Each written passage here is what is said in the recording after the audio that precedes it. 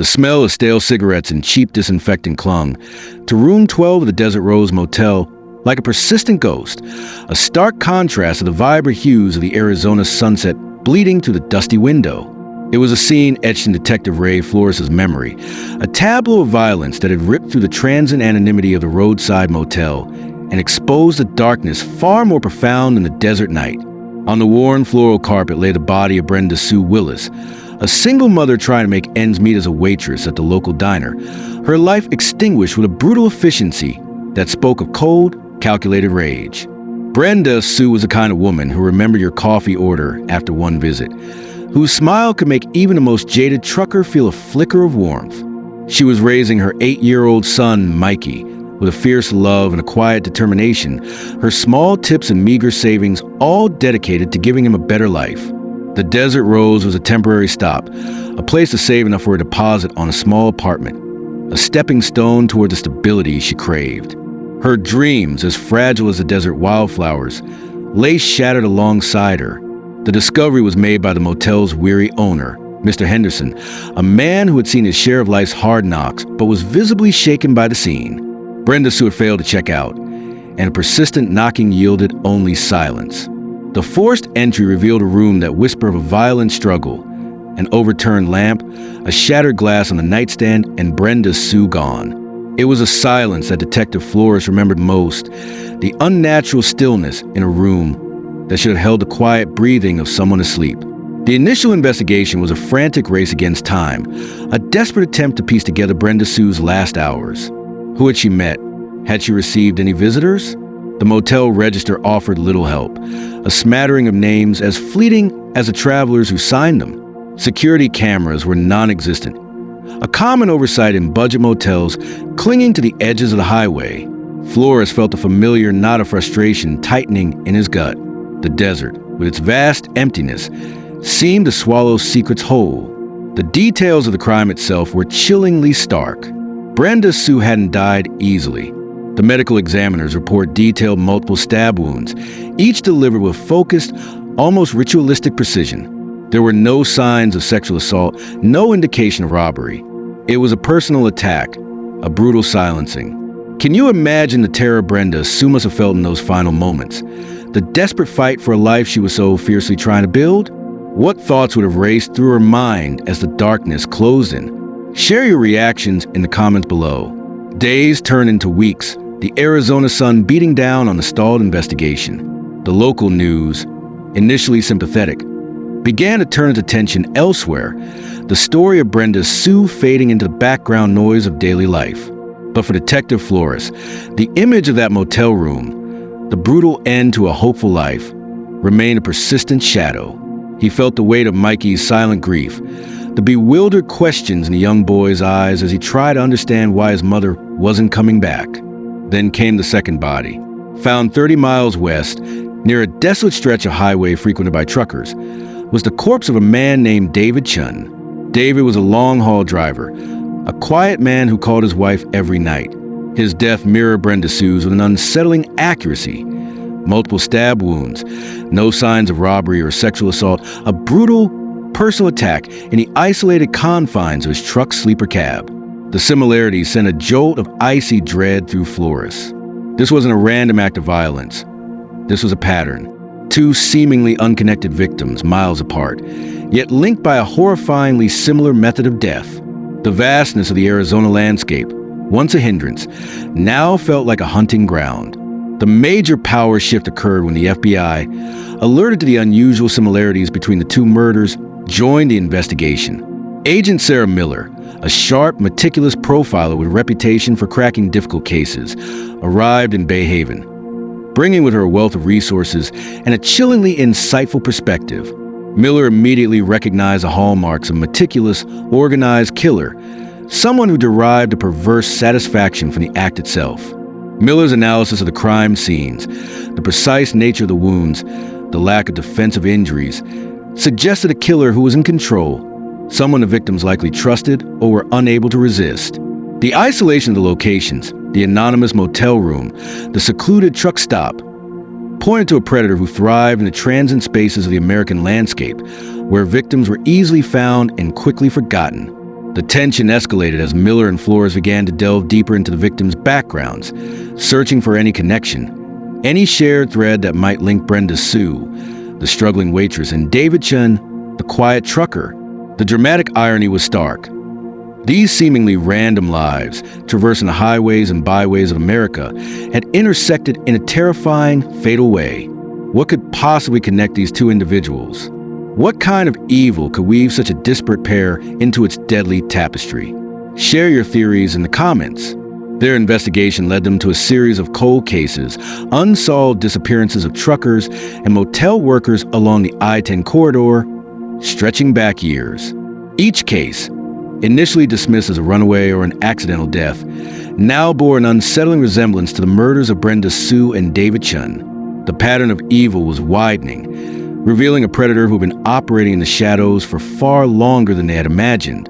As they pieced together the fragmented clues, a chilling detail emerged from Brenda Sue's belongings: a small, hand-drawn map of various truck stops and motels along her usual routes. One location was circled in red, a desolate, almost abandoned truck stop about 50 miles east of where David Chen's body was found.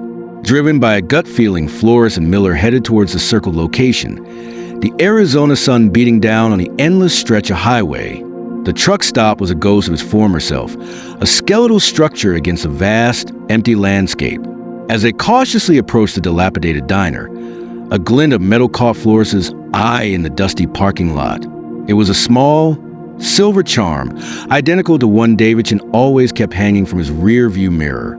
Following a set of faint tire tracks leading away from the truck stop, they found themselves on a deserted dirt road, winding its way into the desolate expanse of the desert. The tracks were fresh. Someone had been here recently. As they continued down the dusty path, a flicker of movement caught Miller's eye in the distance.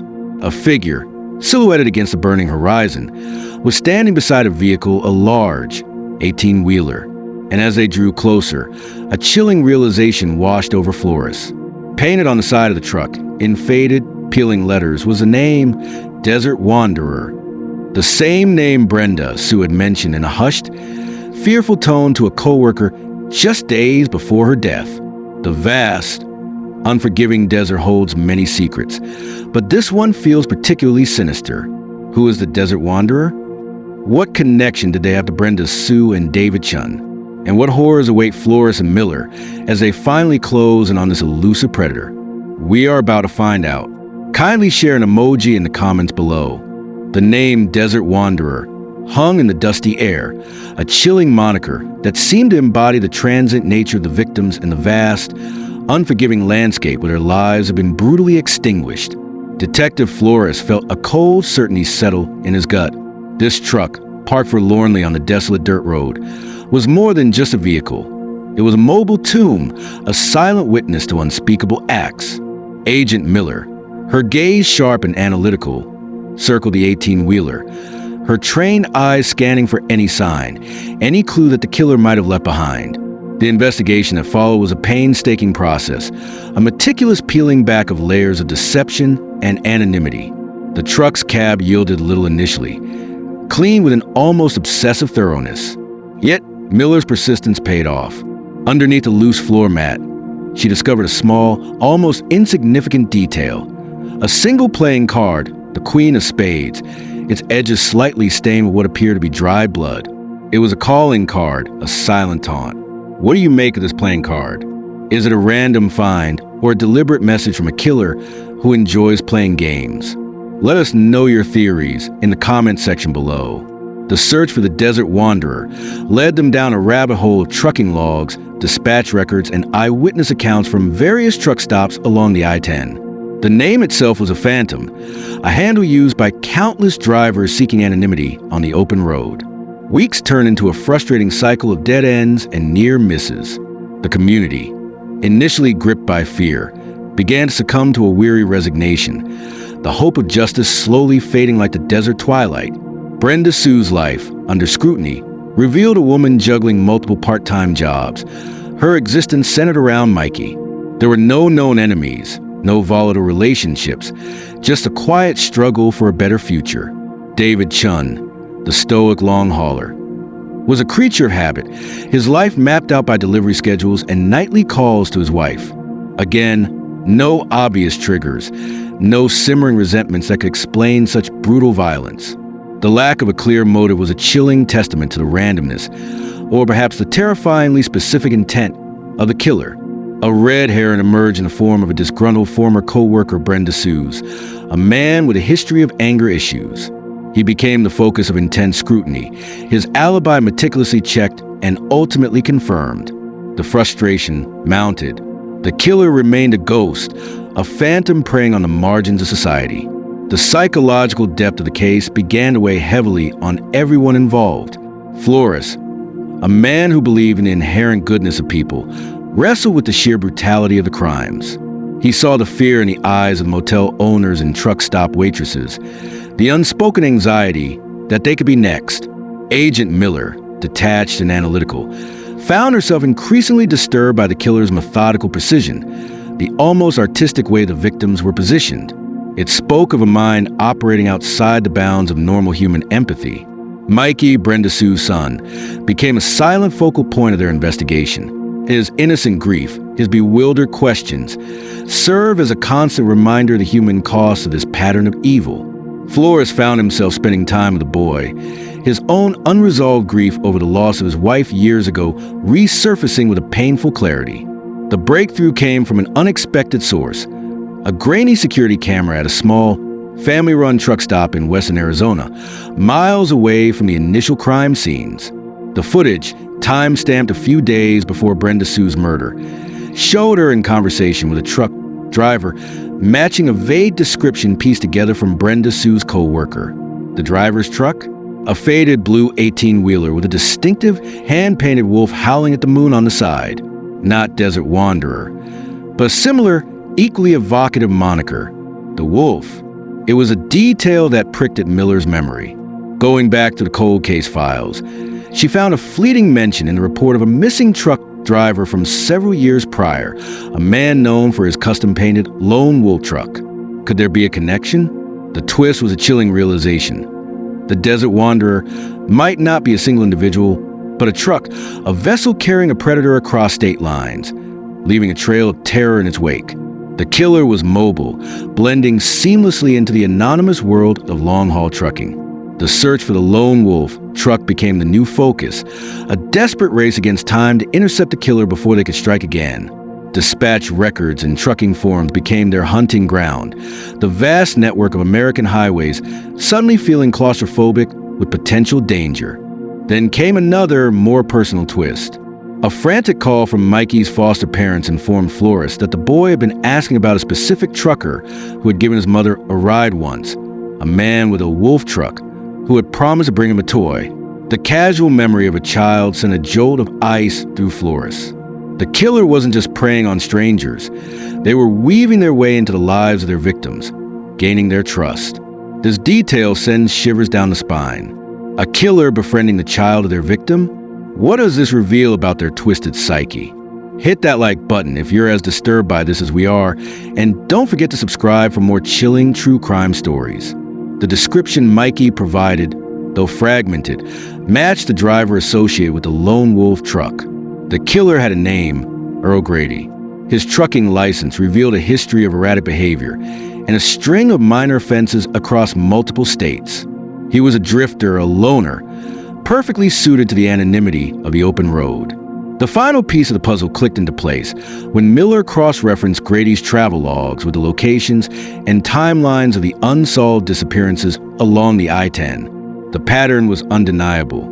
Earl Grady, the lone wolf, was their killer.